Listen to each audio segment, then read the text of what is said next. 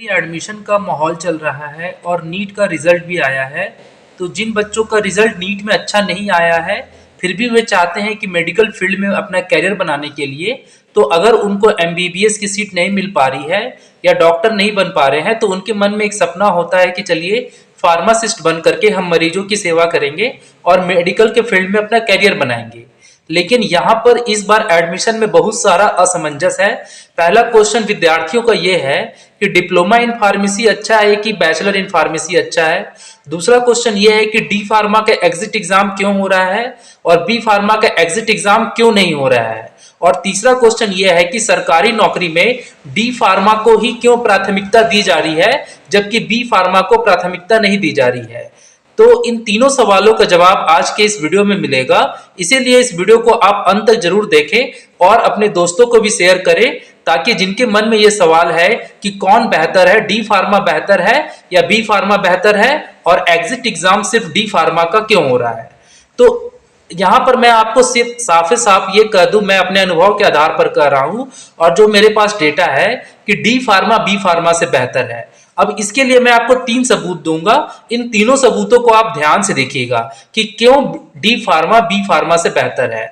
पहली बात यह है कि डी फार्मा की फीस कम है और इसमें 2 साल का और 3 महीने का टाइम लगता है, वहीं बी फार्मा 4 साल का टाइम लेता है और वहां उसमें फीस जो है डी फार्मा से डबल है।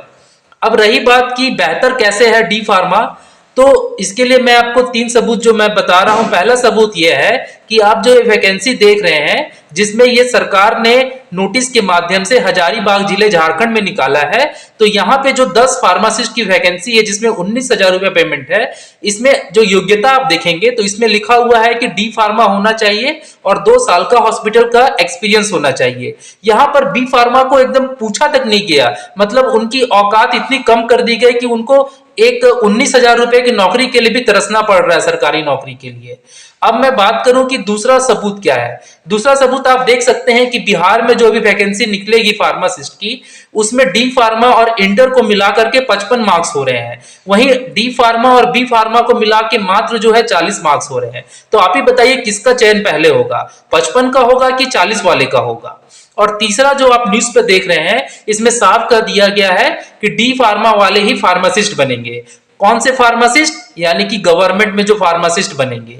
तो आपको अब अपना सोचना है कि एग्जिट एग्जाम क्यों लिया जा रहा, तो डी फार्मा करके जो सरकारी नौकरी में जाएंगे उनके पास बड़ी जिम्मेदारी होगी। अगर कोई ऐसा बच्चा जो क्लास नहीं किया, प्रैक्टिकल अटेंड नहीं किया और जिसको दवाइयों की नॉलेज नहीं है, वो अगर सरकारी नौकरी में चला गया तो क्या होगा, वो ऐसी गलत दवाइयां मरीज को दे देगा जिससे उसकी जान भी जा सकती है। इसीलिए डी फार्मा की क्वालिटी को इंप्रूव करने के लिए एग्जिट एग्जाम लाया जा रहा है। लेकिन यहां पर मैं बार बार यही कह रहा हूं कि एग्जिट एग्जाम न्यू सेशन से होना चाहिए, क्योंकि 21 के बैच वाले बच्चों को भी एडमिशन लेने से पहले नहीं कहा गया कि एग्जिट एग्जाम होगा, तो वो एडमिशन नहीं लेते या ना लेते उसके ऊपर डिपेंड था। उसी तरह से 20-22 के बच्चों का भी एग्जिट एग्जाम नहीं होना चाहिए और 19-21 के बच्चों का भी एग्जिट एग्जाम नहीं होना चाहिए। और ये बात आपको लेटर लिख करके बतानी होगी सरकार को। इसलिए अपना कागज लीजिए और पेन उठाइए और एक लेटर लिखिए। लेटर का फॉर्मेट आपको वीडियो के डिस्क्रिप्शन में मिल जाएगा।